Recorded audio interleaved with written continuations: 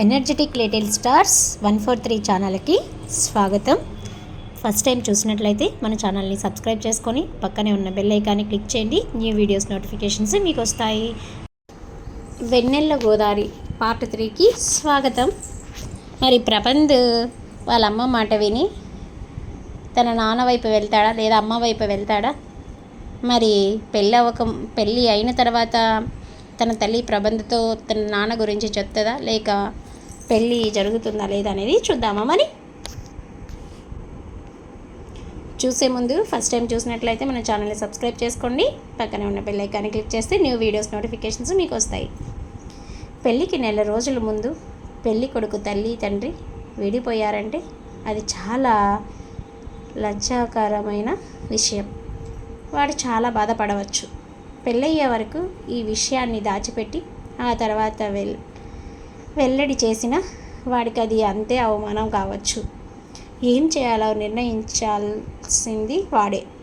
ఒకటి మాత్రం నిజం, పెళ్ళైన కొత్తలో ఆయన నన్ను కాదన్నా సహించాను. ఆ కొడుకుని దూరంగా ఉంచినా ఒప్పుకున్నాను. నేను ఆయన్ని ఎంతగా ప్రేమించానో అందులో 1000వ వంతు ఆయన నన్ను ప్రేమించకపోయినా ఆయనతో కలిసి ఇన్నేళ్ళు జీవించాను. కానీ ఆయన మరో 2 స్త్రీల్ని మోసం చేశారంటే మాత్రం సహించలేను. విడిపోతాను, ఆస్తితో సహా. సాహితీ సంకేతాలని ఆయన పెంచుతారు, నాకు వదిలిపెడతారు, ఆయన ఇష్టం. ఆనందరావు చెప్పిన కథ. ఈ ఆనందరావు ఎవరు, ఏమిటి కథ అనేది చూద్దామా. ఈ రాత్రి నా జీవితంలో ఇంత విషమ పరిస్థితి తెలుస్తుందని, నన్ను ఇంత ఇరకాటంలో పడేస్తుందని నేను కలలో కూడా ఊహించలేదు. అసలు అర్ధరాత్రి పోలీస్ స్టేషన్ నుంచి ఫోన్ రావటమే నాకు అర్థం కాని పరిస్థితి. ఎవరో అమ్మాయి నా ఫోటో పట్టుకొని పలానా ఆనందరావే నా తండ్రి అని చెప్తే అర్ధరాత్రి బెదిరిపోతూ వెళ్ళే అవసరం నాలాంటి వాడికి లేదు. కేవలం కుతూహలంతోనే వెళ్ళాను. ఓకే, ఆనందరావు తరళ భర్త. సో అతను ఏమనుకుంటున్నాడనేది విన్నా. ఎవరో అమ్మాయి నా ఫోటో పట్టుకొని పలానా ఆనందరావే నా తండ్రి అని చెప్తే అర్ధరాత్రి బెదిరిపోతూ వెళ్ళే అవసరం నా లాంటి వాడికి లేదు. కేవలం కుతూహలంతోనే వెళ్ళాను. నా ప్రత్యర్థులు ఎవరైనా నాకు చెడ్డ పేరు తీసుకురావటానికి ఈ విధంగా ఆ అమ్మాయిని ఫ్లాట్ చేశారేమో అనుకున్నాను. కానీ ఆ అమ్మాయిని చూశాక నీ అభిప్రాయం మార్చుకున్నాను. చాలా అమాయకంగా సంస్కారపక్షంగా ఉంది ఆ అమ్మాయి. నన్ను చూసి ఏడవటం మొదలుపెట్టింది. మామూలు స్థితికి తీసుకురావడానికి నాకు అరగంట పట్టింది. ఆ అమ్మాయి దగ్గర ఉన్నది నా ఫోటోనే, కానీ 25 సంవత్సరాల క్రితంది. నన్ను చూడగానే ఆ అమ్మాయి కళ్ళల్లో వెలుగు కనపడింది. స్వంత తండ్రిని చూసినంత ఆనందం. ఆ అమ్మాయి తేరుకున్నాక అడిగాను, నీ పేరేమిటి అని. దేవిక అంది. మీ ఊరు? వరంగల్. ఇన్స్పెక్టర్ సత్యనారాయణ మా సంభాషణ ఆసక్తిగా వింటున్నాడు.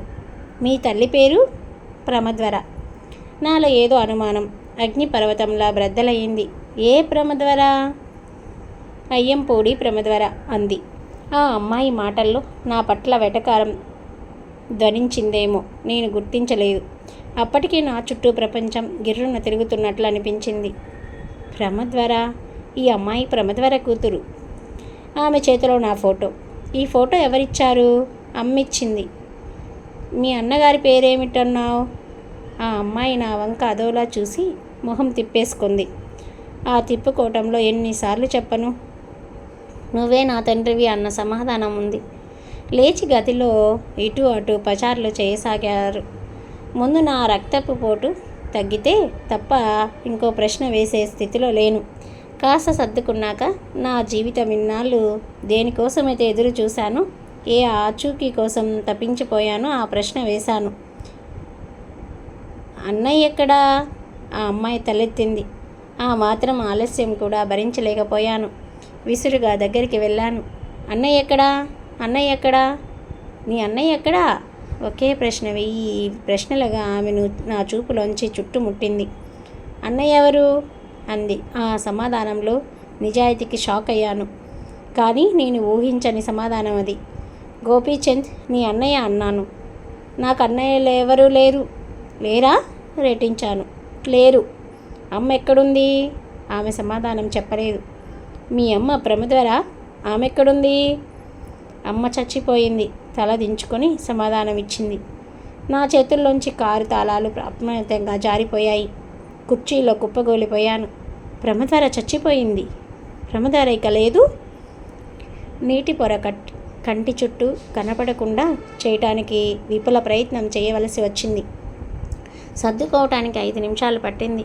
నీకు నిజంగా నీ అన్నయ్య గురించి తెలీదా? ఆమె తల అడ్డంగా ఊపుతూ, నాకు అసలు అన్నయ్య ఉన్నట్టే తెలీదు అంది. అమ్మ చచ్చిపోయి ఎంతకాలమైంది? 2 నెలలు. మిగతాది నాకు అర్థమైంది. తల్లి మరణంతో ఈ అమ్మాయి చేతిలో ఉన్న ఒక్క ఆధారంతో బయలుదేరి ఉంటుంది. ఎవరో మోసగాళ్ళు వలయంలో ఇరుక్కుపోయి అదృష్టవశాత్తు ఈ రాత్రి బయటపడింది. తన కూతురు కింత ఘోరమైన స్థితి దాపురించిందంటే ఆమె ఆత్మ ఊరుకోదు, నన్ను క్షమించదు. నేను ఒక నిర్ణయానికి వచ్చాను. ప్రమద్వర ఇంతకాలం ఎక్కడుంది, ఏం చేసిందని ఆమె కూతుర్ని అడగటం నాకు ఇష్టం లేదు. ఆ అమ్మాయి చెప్పే సమాధానం ఎలా వినవలసి వస్తుందో.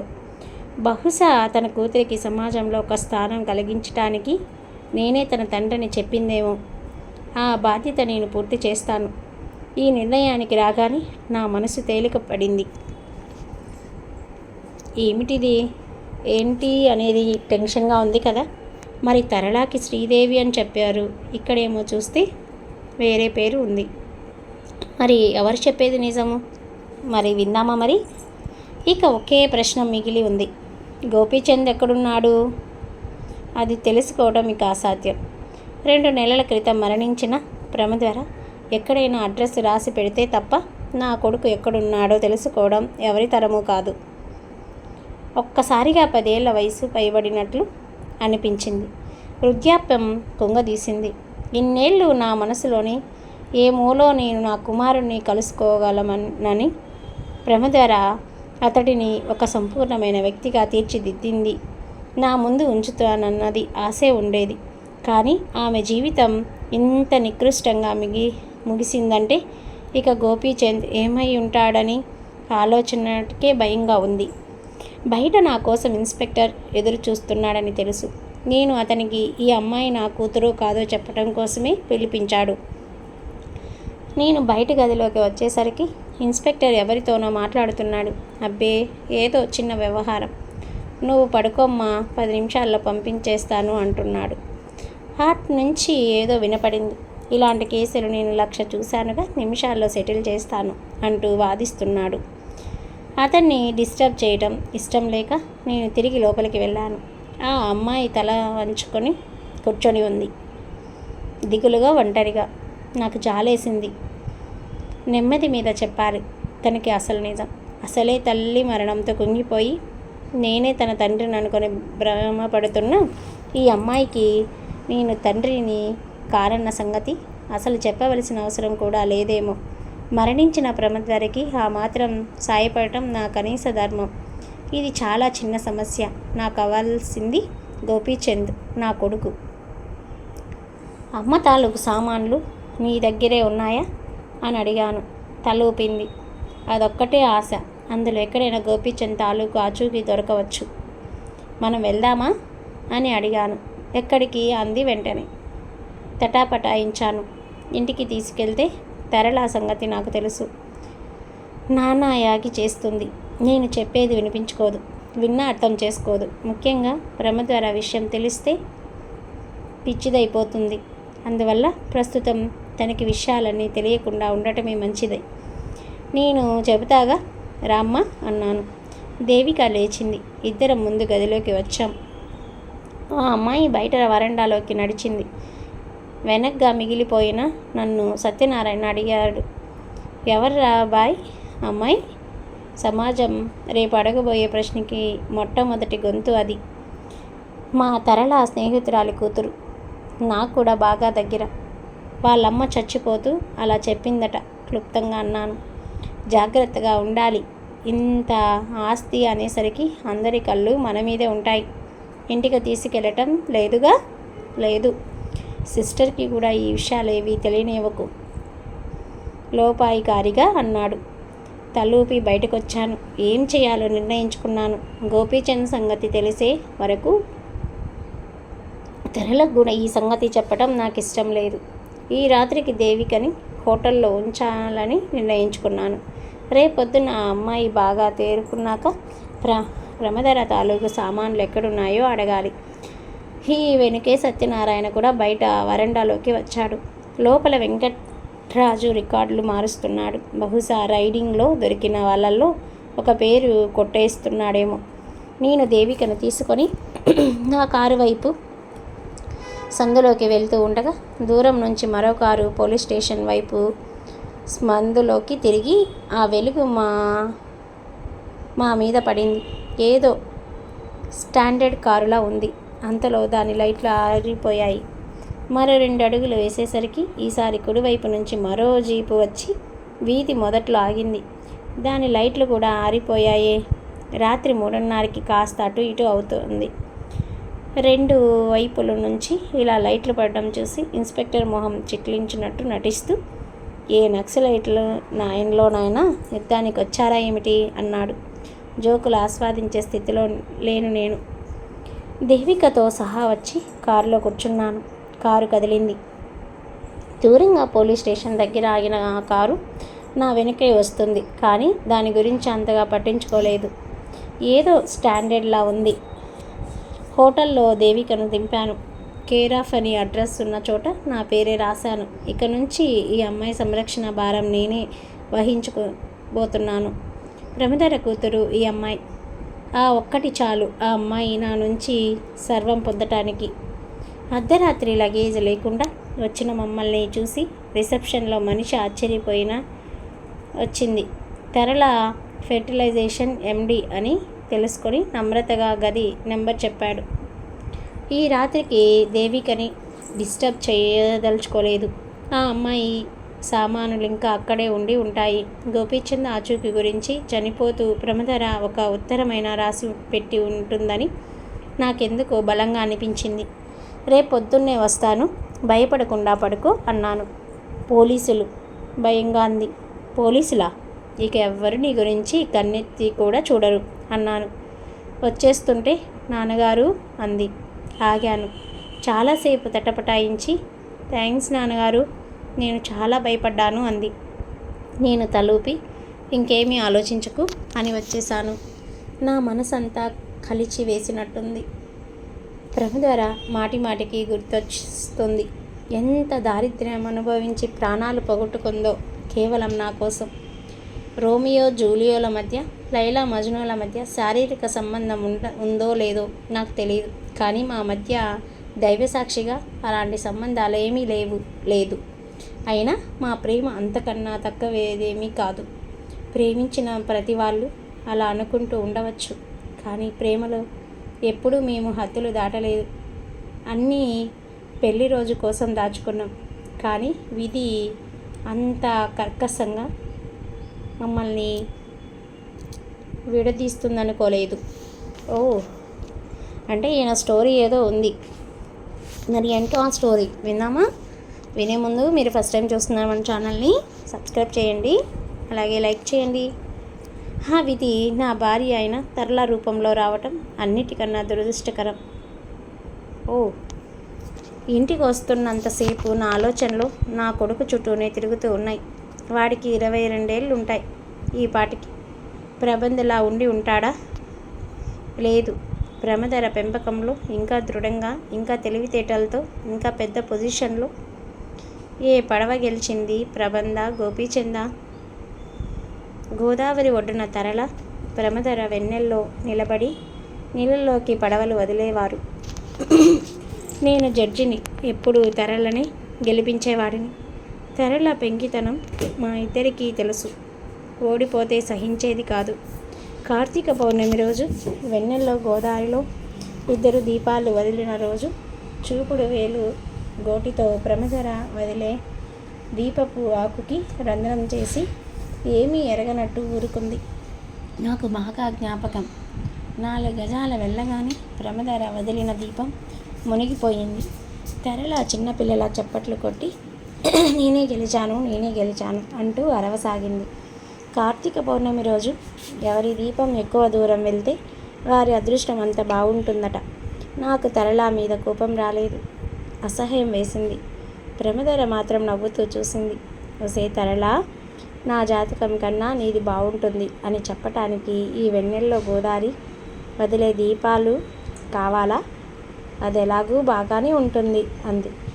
ఆ తర్వాత కలుసుకున్నప్పుడు చెప్పాను.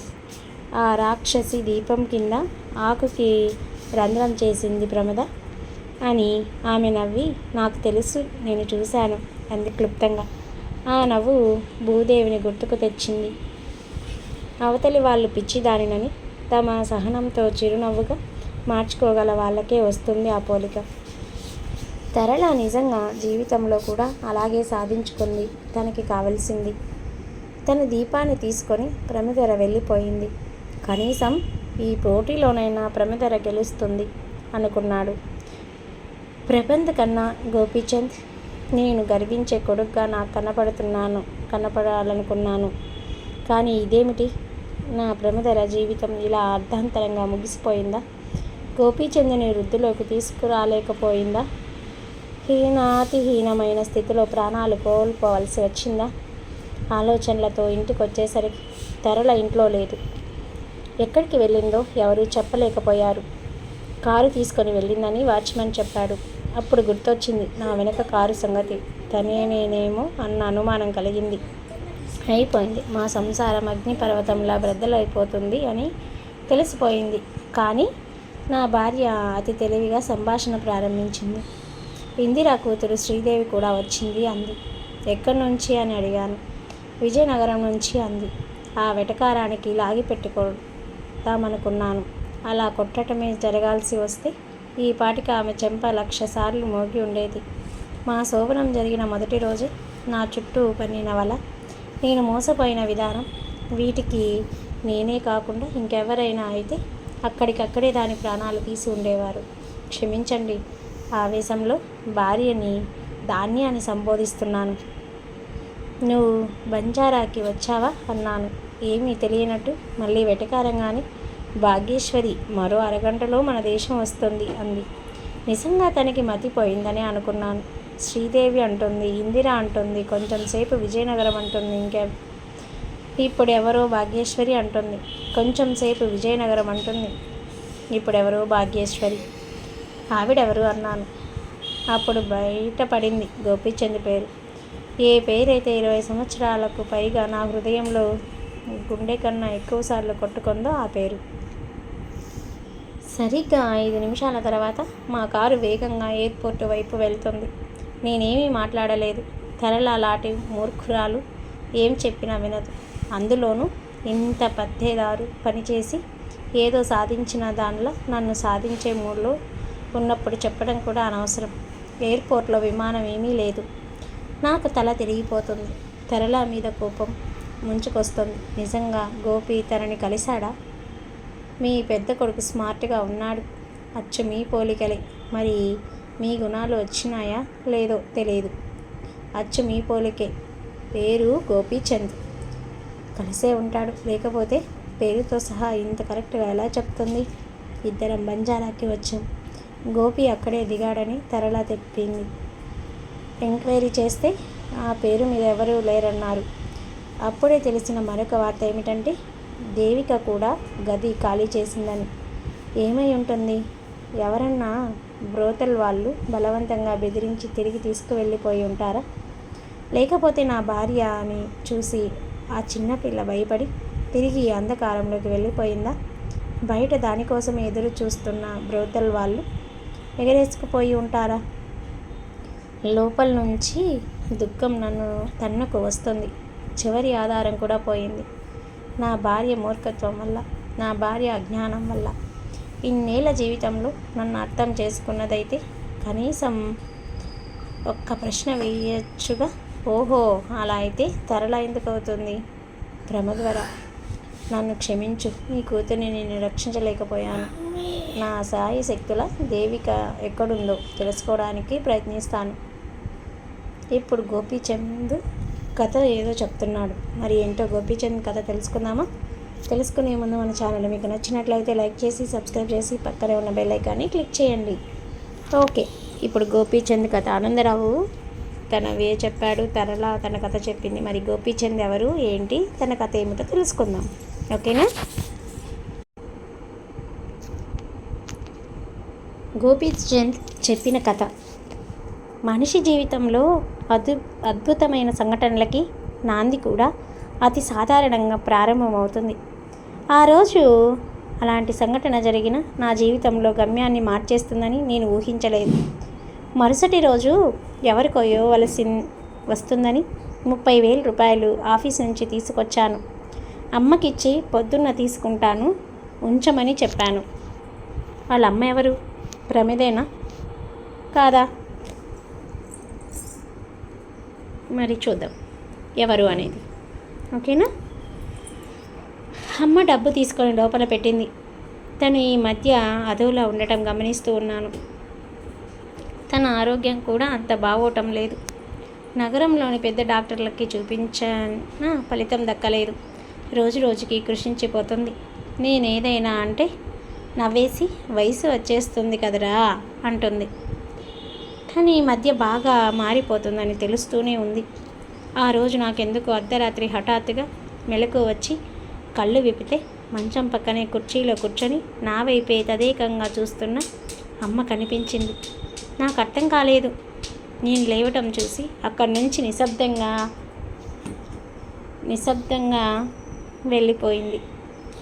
మంచం పక్కనే కూర్చొని చూస్తున్న అమ్మ కనిపించింది. నాకు అర్థం కాలేదు. నేను లేవటం చూసి అక్కడి నుంచి నిశ్శబ్దంగా వెళ్ళిపోయింది. ఆ మరుసటి రోజు యథాలాపంగా అడిగాను, ఏమిటమ్మా రోజు రోజుకి అలా అయిపోతున్నావు? నవ్వింది. ఆ నవ్వులో జీవం లేదు. రేపు అక్టోబర్కి నీకు 25 నిండుతాయి కదరా? నేను అడిగిన దానికి ఆ ప్రశ్నకి సమాధానం లేదు. తలూపాను. నేను లేకపోతే నువ్వు ఉండగలవురా?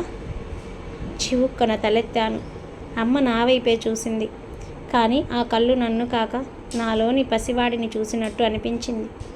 ఏమ్మా, వీడియోలో ఏదైనా కొత్త సినిమా చూస్తావా అన్నాను, వాతావరణాన్ని తేలిక చేయటానికి ప్రయత్నిస్తూ. నాకెప్పుడో చదివిన పుస్తకంలో ఎవరో మానసిక శాస్త్ర నిపుణుడు రాసినది గుర్తొచ్చింది. కొంత వయసు వచ్చాక మనిషికి తాను వృద్ధాప్య ఒడిలోకి వెళ్ళినట్టు, మరణానికి చేరువవుతున్నట్టు భావం కలుగుతుందట. అమ్మ కూడా అలాగే అబెక్షన్తో బాధపడుతుందా? No, never. అమ్మ అలాంటి వాటికి అతీతురాలు అని నా నమ్మకం. అవును, అంత గొప్పది కాకపోతే ఈ డెవిలిష్ ప్రపంచంలో ఒంటరిగా బ్రతుకుదు స్వశక్తితో నన్నింత పైకి తీసుకురాగలిగేది కాదు. ఈ సొసైటీ ఈ మనుషుల అమ్మని ఎంత బాధ పెట్టి ఉంటారు. ఆమె నుదుటి మీద గీతలే చెప్తాయి. అయినా అందరినీ ఎదిరించి నిలబడింది. నన్నొక మనిషిగా తీర్చిదిద్దింది. అలాంటి అమ్మ మరణం గురించి భయపడుతుందా? లేక నేను 25 సంవత్సరాలు నిండేసరికి తన ప్రాణం పోతుందని ఎవరైనా జ్యోతిష్యం చెప్పారా? ఆ మరుసటి రోజు ఆఫీస్కి వెళ్తూ డబ్బు తీసుకోవడానికి బీరువా తీశాను. 10,000 తక్కువ ఉన్నాయి. ఆశ్చర్యపోయాను. రెండోసారి లెక్క పెట్టాను. 20,000 ఉన్నాయి. అమ్మా, ఇందులో డబ్బు తక్కువ ఉంది అని అరిచాను. అమ్మొచ్చింది. అవునరా, నేనే తీశాను. నువ్వు తీసావా అన్నాను ఆశ్చర్యంగా. ఆ డబ్బు అర్జెంటుగా కావాలి నాకు. అయినా అమ్మ నాకు చెప్పకుండా అలా తీసుకోవడం అదే మొదటిసారి. ఎందుకు అని అడిగాను. ఎందుకో చెప్తే కానీ తీసుకునే హక్కు నాకు లేదా? అమ్మ అంత కటువుగా మాట్లాడుతుందని నేను అనుకోలేదు. తలెత్తేసరికి ఆమె మొహం తిప్పుకొని అక్కడి నుంచి వెళ్ళిపోయింది. ఆమె కళ్ళల్లో తడి కనబడినట్టు తోచింది. దానికి కారణం నాకు ఆ రోజు సాయంత్రం తెలిసింది. ఆఫీసులో అంతా దాని గురించి ఆలోచిస్తున్నాను. అంత అర్జెంటుగా 10,000 తనకి ఎందుకు కావాల్సి వచ్చాయి? తను తలుచుకుంటే 10,000 తనకి ఒక పెద్ద లెక్క కాదు.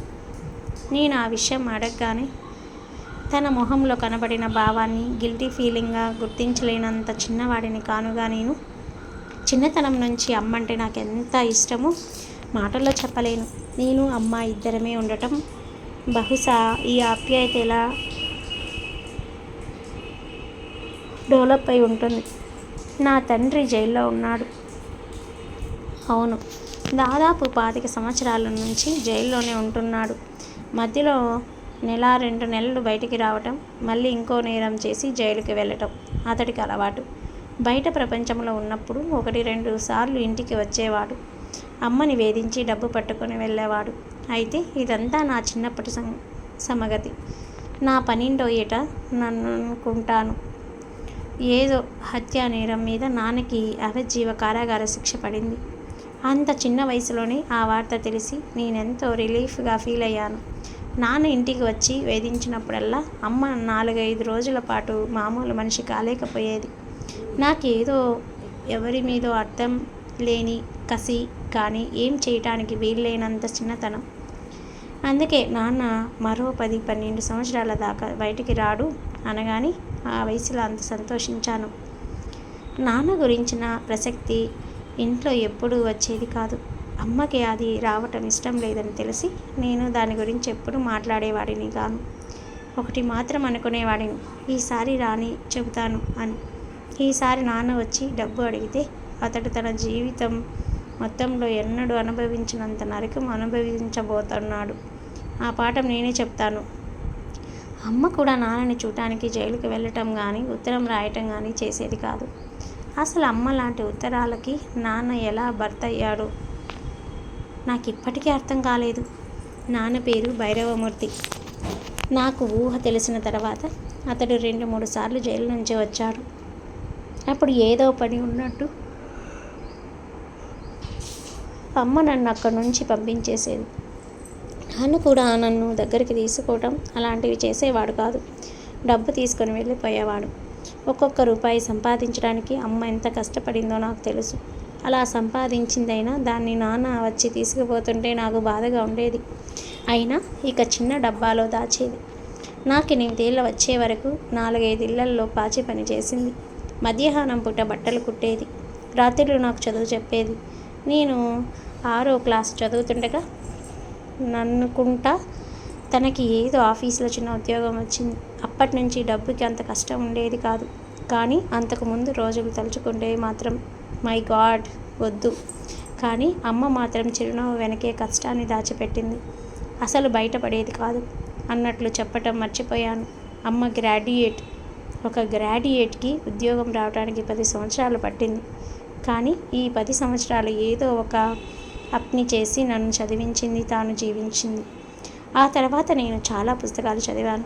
చాలామంది స్త్రీ సమస్యలు వర్ణిస్తూ వరకట్న చావుల గురించి, కట్నాల సమస్య గురించి, వృద్ధ కన్యల వివాహ సమస్య గురించి రాశారు.